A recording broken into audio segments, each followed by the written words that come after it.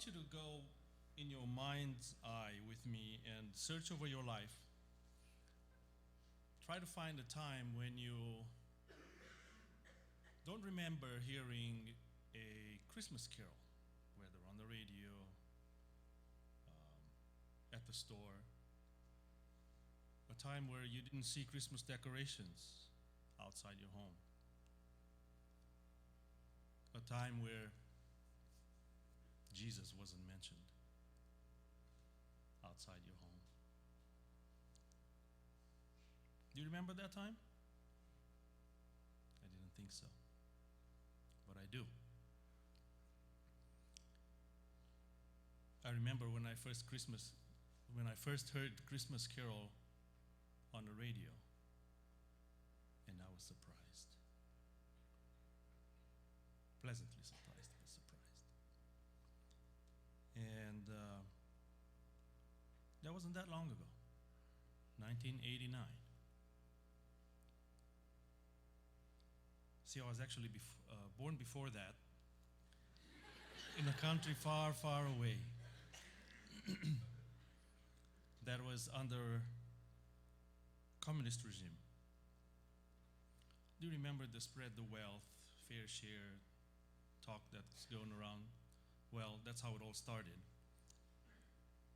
Socialism, the idea grew from the Russians, and it caught on to Romania. And so the people that got in the government decided it was a great idea. So the fair share meant that if you had 2 cows, you should give one to the government. If you had 2 houses, you should give one to the government. They call it nationalize it.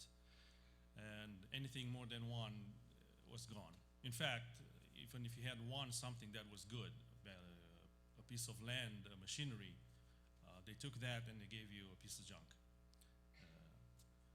And so that was for the good of everyone. Of course, in a fallen world where Jesus is not mentioned, that doesn't really work. And those at the top hoarded everything, and those at the bottom, the common man, became poorer and poorer, having to grow their own crops, having to have a side garden even if you lived in a city, having to have a cow, a goat, something that will support you. They went even further than that. Once a breadbasket, Romania is now a shadow of that old country where people forgot the art of cultivating the land. They moved everything to machineries, and to save energy, they did everything during the daylight, and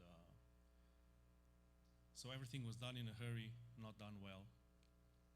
The crops were terrible, and now we're having to import food. Everything that was produced was exported, and all the villages that have been destroyed by moving the peasants to the city so that they can become factory workers. Everything that came from out there was being sold. So if you went to the store to buy something other than egg noodles and bread and bologna and pickles, I think, you were out of luck. Empty shelves everywhere.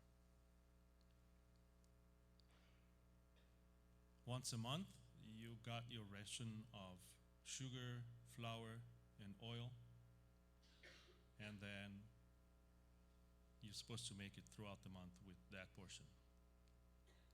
So you see how having a garden on the side would help.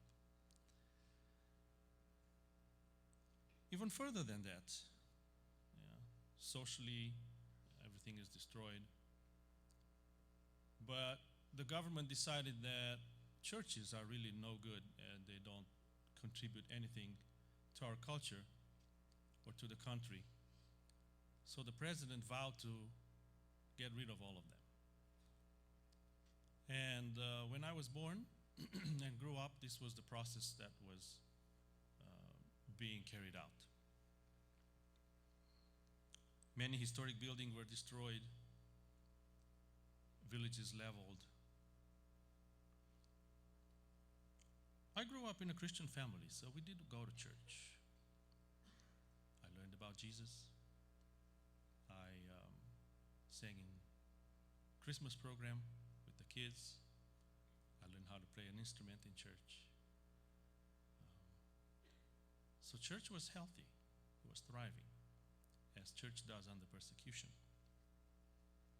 However, every time you went to a church service, you never knew when a secret agent is sitting there to see if you mention any words that would not please the government. And if that was the case, then you would be taken into the police station for questioning. They would come to your house, look through your library, see if you have a Bible, see if you have any Christian literature, and confiscate it all. Many people ended up in jail for preaching outside the church, for having a Bible study in their home. Now, I remember having Bible study in our home. In fact, when the place was decided where the Bible study was to be held, that was done the last moment. They just knew on Tuesday we're having Bible study, and then right before it happened, they would announce it. They would call each other and say, let's go to such and such home today. And that moved around every time. I also remember my father and my brother living in the evening with burlap sacks and returning with those sacks full and placing them in the brick oven. I thought that was a little weird. There was no fire in there, so they weren't baking or cooking anything. So when I looked, there were sacks filled with Bibles that my father was taking to village churches and giving them to Christians there. So this is the atmosphere I grew up in. It is now 1989, and the government again is trying to destroy yet another church and yet another church. On December 17th, this happens in a western city. However, the parishioners are at the church surrounding it as the bulldozer is approaching. They said, no, we don't want this anymore.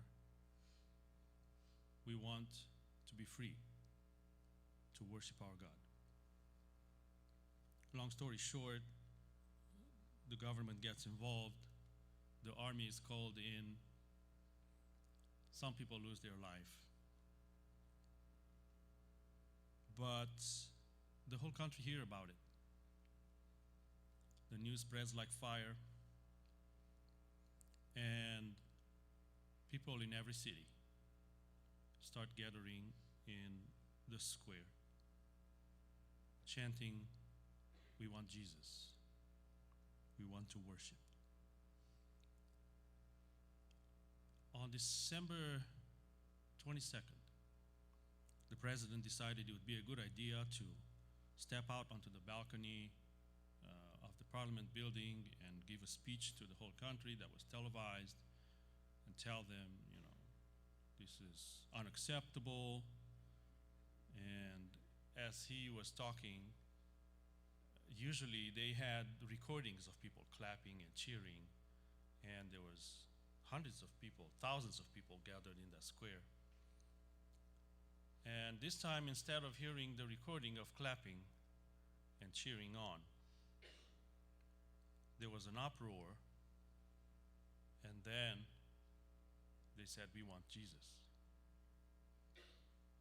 He immediately was evacuated, got into a helicopter, and he was going to flee. However, the helicopter pilot decided that it was more important to bring him into the hands of the people.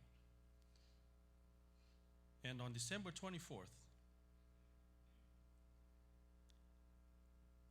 you probably know that day, or at least the date. After a very short trial, both the president and his wife were executed. They said, "We don't want Jesus. We don't want Jesus in this country. We don't want the churches." And the irony is, December 24th,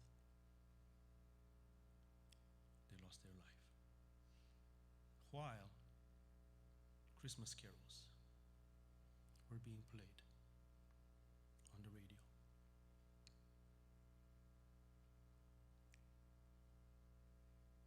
And this was the first time I heard Christmas carols on the radio.